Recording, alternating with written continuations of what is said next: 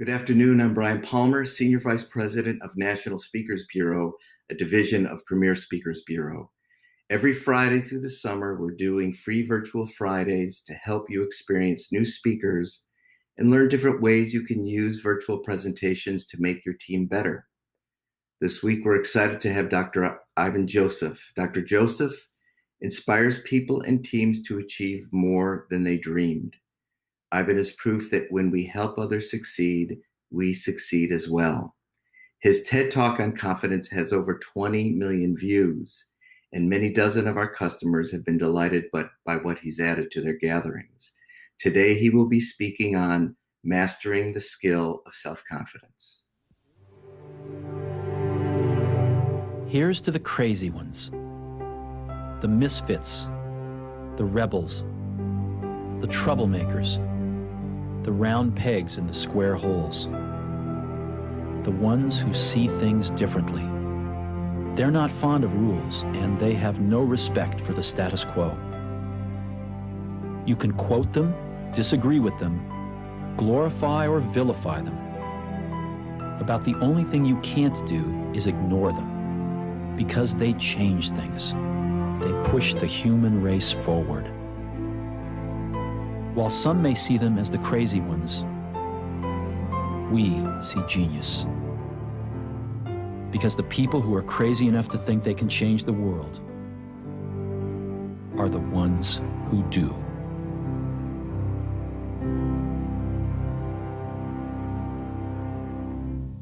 Today, I'm going to speak to you about mastering the skill of self-confidence. And I use the word skill because I think it's something that you can learn. First, let me begin by defining it. Self-confidence, the genuine belief that you could accomplish the task at hand. The genuine belief in your ability to do whatever it is that you set out to do. And lots of folks, when they talk about self-confidence, I see their shoulders slump. I see their head go down, like, no. And they'll come off the screen. I can't do this. I can't get it.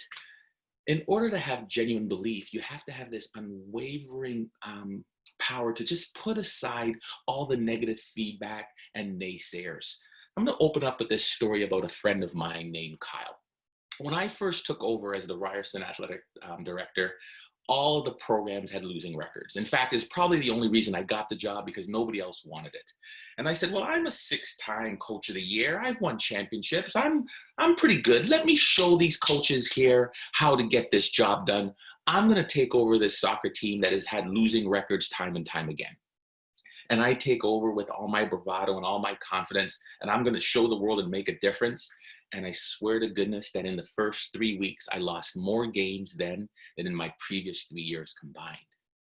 Well, I remember sitting in my quad around the soccer field one day in the university in downtown Toronto, and out of the woodworks, kind of like the field of dreams, this guy comes out of the woods and he says, Coach Man, he says, I saw your TED Talk. I read The Secret. I put it on my dream board. I know you're the National Coach of the Year. I want to play for you. And I'm so excited. This guy looks like a specimen of an athlete. And I say, yes. I praised Jesus to the heavens. The manna falls down on me. And I said, yes, thank you. And this muscled, rippled gentleman shows up to practice next day. And he warms up. He does some sprints. And he is blazing fast. He goes to kick this soccer ball. And it's like he has an upside down spoon on his foot. The ball spins backwards. It goes left. It goes right. It's like he goes to head the ball, and he's like he has an octagon on his head. All these juts and corners. You never know what direction the ball is going to go. And at the end of the practice, he looks at me, his eager eyes. They're puppy brown and they're soft. He's like, Coach, did I make the team? And I don't have the heart to tell him no. I don't want to crush his dream. So I say, you know what? We'll call him Kyle. Kyle, why don't you become our equipment manager? And so Kyle becomes the equipment manager. He's dejected, but he hasn't given up hope, because they're still saying there's a chance. He's still like, okay. And he shows up and he comes and he's the best equipment manager you can imagine. He comes and he practices, he cleans the shirts, he does all the things, and he shows up the next week to practice, or the next year actually, to try out again. And he's there and he's trying out. He's a bit faster, he's a bit stronger, he's a bit better. And it comes time to make the team, and he still doesn't make the team. And he's like, Coach, what do I have to do to make this team? And I'm like, Kyle, it's almost impossible for you to make this team. I got a really studly guy over here. I got another guy who's an all-Canadian. I have a captain here. There's almost no way you can make this team. Well, what do you think Kyle hears? Well, you're saying there's a chance though, eh, coach? Confident people, they hear feedback a little bit differently. Well, let me tell you about the end of this story. Fast forward, he tries out the next year. He's a little bit stronger, he's a little bit faster. He still doesn't make the team. But I've got a problem. So I got to get to Syracuse to play some fancy teams. I play some fancy teams in Syracuse. I play this one team. We lose the game 6-0. Oh my God, it was dejecting. Dejected. Oh, I was dejected. Long story short, my center back, who's a stud, a really great guy, concussion. He's out for the year. I'm like, okay, I got 2 other players, no problem. We play Ryerson University, another great school. We win that game 2-0. I rally the troops. I do my best coaching, but we have a center back out with a knee injury. He's out for the entire year. I'm like, oh my gosh, what am I going to do? I have no choice. I've got to get some other recruits. I call up a guy named Kyle that says, you know what, I know I've cut you twice before. I want you to show up and play for us here at this Guelph game. We want you to play for us. Are you available to play? I know you're not that good, but you know, we'll just give you a chance. This guy, Kyle, plays like a man possessed. He chases people down from behind. He stops goals from going in. He wins tackles. I have no choice but at the end of this game to put this man in as the man of the match. I have no choice but to allow this guy to make my team. He ends up making my team that year, and he plays the entire year. In my 20-year coaching career, I've only had 1 season where I was undefeated. It also happened to be the first year a Ryerson team and soccer team qualified for the national championship. Guess who my starting center back was at the end of that year? It was a guy named Kyle. Now, I want to remind you of who I am and what all those fancy accomplishments are. Coach of the year, coach at the World Championships, coach at this qualifying, coach at the CONCACAF, coach at the blah, blah, blah, blah, blah, blah, blah. And yet every time I told this guy, Kyle, he wasn't good enough, he interpreted that feedback as not yet, not ready. Well, you haven't seen anything yet, coach. Hey, maybe you haven't seen me in the right light. Self-confident people not only interpret feedback differently, but more importantly, Kyle didn't give his power away to me. I want you to think about the next time somebody tells you you're no good, or you can't do it, or your idea is crazy, your idea has no merit. Do you stop? Do you stop right then and change direction at the first sign of negative critical feedback? Or do you say, you know what? I'm not giving my power away to you. You don't know me. You don't know who I am and what I'm able to do and what I can do. Think about that the next time your cubicle mate, the mailman, the mailwoman, the grocery store, your boss, whoever it might be, tells you you can't do something. Who do you give your power away to? If there's anything that I've learned is there's lots of people that are telling me that I'm no good. There's lots of people that tell me why ideas won't work or why I'm not capable for that. But if you don't interpret that feedback differently, and if you don't let those people out of your life and stay away from them, then they will take you away from wherever your purpose is or wherever you're destined to be. Not only do you not give your power away to them, but you need to also get away from the people who will tear you down. Self-confident people get away from the people that will tear them down. And I know that's hard because sometimes it's your boss, sometimes it's your ex-husband, your wife, sometimes it's a family member. How can you find ways to limit your interaction with them so you're not always being bombarded by their judgment of you? And that's hard because, well, I can't do it. I work with them. I can't do it. They're in my family. And you've got to find strategies to limit your ability to be in that space, because if you're not careful, you will take on their thoughts. And soon their thoughts will be your beliefs. And soon those beliefs will influence your actions. Thoughts influence beliefs, which influence actions. And it's this whole self-fulfilling prophecy that happens. And then you start to believe what you start to think. And then you get flustered, and then when you're flustered, well, then you don't show up the right way. Make sure that you limit your interaction with them and stop that negative talk that always is flowing in your head. When Kyle showed up to play soccer for me and I told him he wasn't good, what was his take? Well, he played this tape in his head. It says, hey, coach, You don't know me. You haven't seen me. And when he started to play and he still didn't get and still didn't happen right away, what happened? He didn't say, well, I'm going to get away from it. I'm going to get away where people believe in me, where they know what I can do. I'm going to surround myself with people who will give me the right feedback, who will help me get better. Recognize that when you're trying to grow your self-confidence, it's important to really find the right key people that will help you get better. Discern the difference between the negative and the critical. You know who negative people are. They're the ones that give you this kind of feedback. That's no good. This won't work. This is a bad idea. I would stop right away. Okay, thank you. Critical people. That's not good. This won't work. Here's what I recommend to fix the problem. Here's what I think that might make this a little better. Have you thought about this? Negative feedback, critical feedback, negative, sour people that suck the energy and life out of you, critical feedback who are genuinely interested in making you and your initiatives better. Can you find those people and surround yourself with those people? It's important to know that just because you've got those folks, you've got all these things, doesn't mean that you're not going to be hitting snags and setbacks, but it's how do you choose to interpret those setbacks? Just as Kyle did, here's a skill that you can use. What do you tell yourself?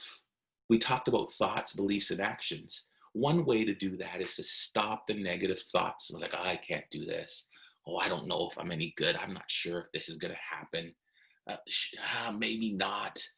What I want you to think about is to replace those negative thoughts with positive affirmations. You've seen me talk about this before, perhaps some of you, where I say centering exercises, physical gestures that we use in the world of sports psychology to replace negative thoughts, just to remind us, stop it, get where you need to go. And that is a cue that we use to stop the negative thought and replace it with a positive affirmation. You got this. Hey, I got the next one. Hey, no worries. All right, live in the moment, Ivan. When I coach soccer, you'll see me go and we'll say, tap person on the shoulder, give them a high five. If you see their shoulders go down, look for those physical cues where people are getting hard on themselves, and just remind them, hey, live in the moment. You got the next one. Stop the negative self-talk, because that tears you down and starts this spiral where you go all this way, where you'll stop genuinely believing in yourself. This isn't voodoo. This isn't warm, what I'll call, make me fuzzy and feel good. The science is out. There's a Harvard study by Sonia Lubomowski in 2006, who talked about the power of affirmations. 3 affirmations a day. If you're in the field of creative industries, you are, I think it's about 16 to 19% more productive in what your output is. And I'm like, whoa, I'd like to be 16 to 19% more productive. Then she went on to see people in the diagnostic field who are in the critical problem solving analytics field. They were able to solve complex problems 26 to 29% faster if they used 3 affirmations a day. I'm like, whoa, I'd like to be 26, 29% faster. And then for those in the business world, they found that people who use 3 affirmations a day were able to generate and increase their revenue somewhere between 36 and 39% increase in revenue just by using 3 statements of affirmation a day. We beat ourselves up all the time. I don't like the way I look fat in these pants. I'll never be as smart as this guy. I wish I had more hair. Whatever the statements are. And that just deteriorates your self-confidence. We know that self-confidence leads to a higher productive life. We've seen what the power of affirmations does right here. But what do we do instead? We forget about these things and we start taking in all the feedback that people are telling ourselves, and then we start owning it, and then we start telling ourselves it. If you don't tell yourself you're good, who will? There's enough people that are out there looking at me and telling me, I could do that. He only got the job because he's black. He only got the job because he's a woman. Why do we want to own and start taking all of that in? Right? The next time you see somebody, shoulders go down, head go down, you see them feeling badly about themselves, or you're doing it, figure out what your physical cue is going to be, stop that negative thought right away, and get your practice and affirmations in. Put them by your mirror, put them by your bed bunk, put them wherever you need to, by your car, whatever it is, but have them and make them automatic. Mine are, I am the captain of my ship and the master of my fate. Number 2, nobody outworks me. And number 3, I can learn anything. Make them automatic so you don't have to go and find them. And I know people are like, oh, well, I want to be rich. I want to be a billionaire. It's up to you what you want your affirmations to be. I like mine to be realistic. That's things that are within my control that I can easily grasp on and remind myself when times are tough, I got this. Nobody outworks me. I want to talk about a couple of ways where you could build confidence in the people that you lead. Because sometimes it's really important and we forget about this as leaders and managers. How do we bring out the best in our people? If we know that self-confidence increases performance, makes people better, leads to better wellness and productivity at work, how can I build it in the people that I'm leading? I think a key way is to catch them when they're good. And I want you to think about what this is. And that's a statement from a book by Colleen Hacker, who was a sports psychologist that worked with the US women's team when they were winning all those world championships. What we have found is that it's in our nature. We fix mistakes. We can't help it. Coaches, leaders, bosses, teachers, we want people to get better. And in helping people to get better from a genuine place of caring and sincerity, we want to catch them. If they're doing something wrong, we fix it. Well, what does this do to people's self-confidence and their feelings of belief about themselves? You can start to see it every mistake that's made. You ever find yourself in a class where somebody's calling for, who do you want? And everybody's heads go down. Don't pick me. No, not me. Because people don't want to be wrong. They don't want to be embarrassed. And so what we have found is if we ignored the mistakes that people made and instead focused on their excellence, what happens is the entire room still learns. Can you catch them when they're good? Hey, I love this PowerPoint. I liked how the branding was here on the left. 4 lines, 4 words. This is exactly how it is. Thank you for putting this together. Hey, folks, I want to thank you all for coming a little bit early to the meeting and giving us time to really project. And those of you who participated, thanks for everybody that gave me 1 point. Whatever it is, we know that if we fix mistakes, let's just say there's an X and a Y graph, improvement happens like this. It will happen. But if we catch people when they're good, improvement exponentially improves, and we'll see that graph to excellence go up faster and quicker. At the end of the day, we're all interested in making sure people are better. We're all interested in excellence, but how do we do it? We can choose to tear people down, and yes, we'll fix it, or we can choose to invest in people and make them feel good about themselves and watch your organization and your people soar. Catch them when they're good. Social learning theory, Bandura, that's the theory behind it, is people will learn through observation. I want you to tell you the last piece, which is about making sure people reach their potential. We sometimes forget about that people want to please. Most people genuinely care about helping to support the organization and the leader that they follow, but we don't set high expectations. I want to tell you a story about Clever Hans. Clever Hans was this amazing horse. He could count, he could add, he could subtract. Clever Hans, what's 1 + 1? And Clever Hans would neigh, neigh, and stomp with his feet 2. Clever Hans, what's 3 + 3? And again, the horse would neigh and stomp with his feet. Every time the horse was asked a question, he could figure out the answer. Well, researchers came from far and wide and said, what's going on here? What is happening? Well, sure enough, they found it to be true. The only time Clever Hans didn't know the answer is if the horse was wearing blinders or if the researchers themselves didn't know the answer. Well, what was this about? Well, unbeknownst to the researchers or the owner of this horse, the horse was picking up the cues. When a person's brow was sore, lip was sweating, when they raised their eyebrows with amazement that the answer was right, when they changed their body language, the horse picked up and knew that they were on the right answer. In the world of sport, we call this the Pygmalion effect, which means people will always rise to your minimum level of expectations. It's important as leaders that we think about what this means in growing the performance and confidence of people. Jacobson and Rosenthal, 2 researchers from Harvard, came to a class in the Bronx and decided to test this theory of Clever Hans.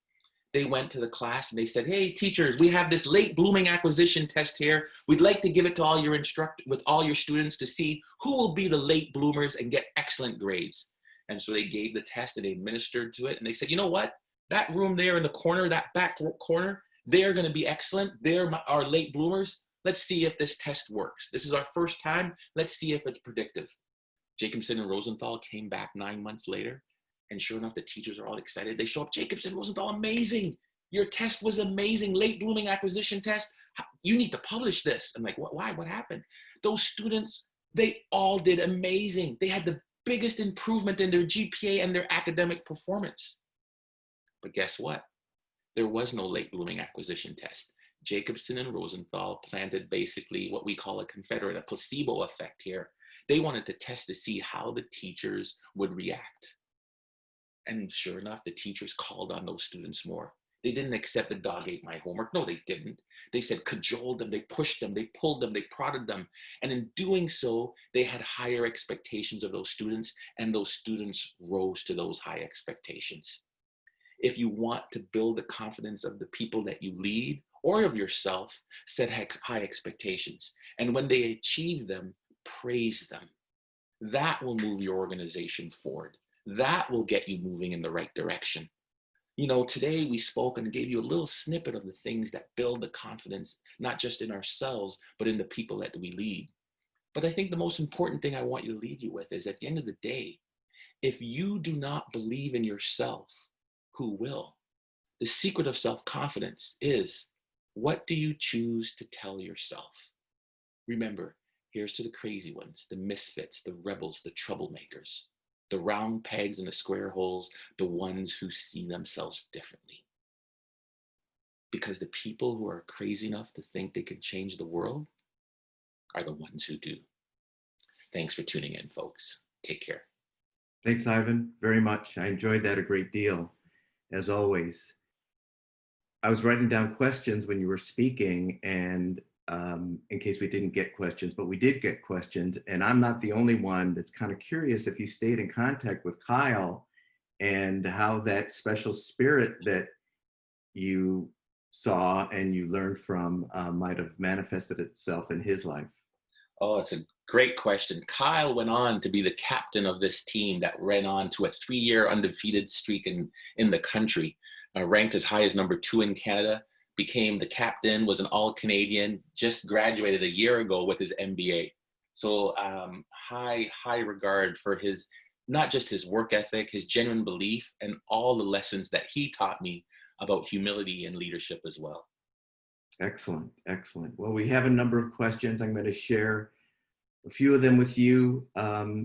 Many of us event planners are in a tough moment for obvious reasons. Events are canceling and rescheduling. Do you have 1 or 2 specific suggestions to deal with the frustration? Oh, it's a good question. And I'm not in your shoes. And I recognize that that's your livelihood and that's your business. And so let me be clear on my advice is not an expert's advice, but I'll tell you it's about how I deal with setbacks. Whenever I deal with setbacks, I recognize where all my different facets of identity are, whether it's a husband, whether it's a business partner, whether it's a son, whether it's a brother, and recognize that, can I get what I need from those other aspects to buoy my spirits? It's always important that not all my identity is wrapped up as being a soccer coach or a vice president of students, that there's other places that I can fuel my soul and get the things that we need.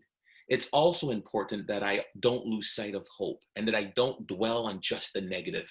And that's important, is what do I tell myself? Because we could live like, this is never going to end, this is never going to end, this is never going to end. Or I know we're working on it. I know we're moving forward, right? The end is coming soon. And that's important because that will change your perspective. When I talk about high performing teams, I always talk about what you focus on is what you get.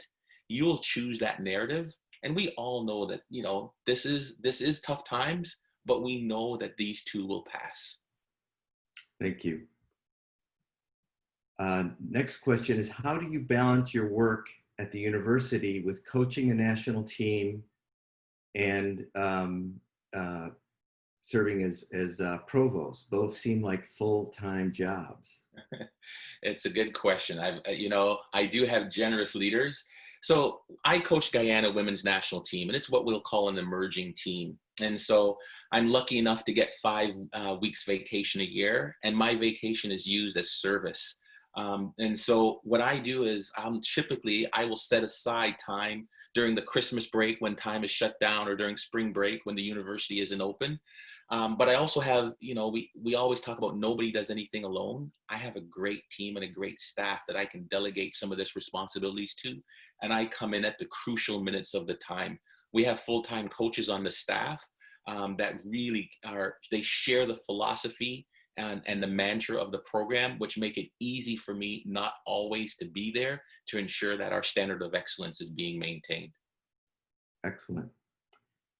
Well, the number of people have asked about your mantras, and what I'd like to do is close this session with you reciting those for us in the tone that you think to be appropriate, so we can consider the way you do it, what you say, as a model for us. For sure. Well, the first one, I wrote a book called You Got This. And that was my very first mantra, because I was like, I don't know if I can do this. I'm not sure if I can do this. You know what, Ivan, stop it. You got this. And that's just to remind me that I got it. The next one is when things come hard or they're not easy and they're not coming right off the bat.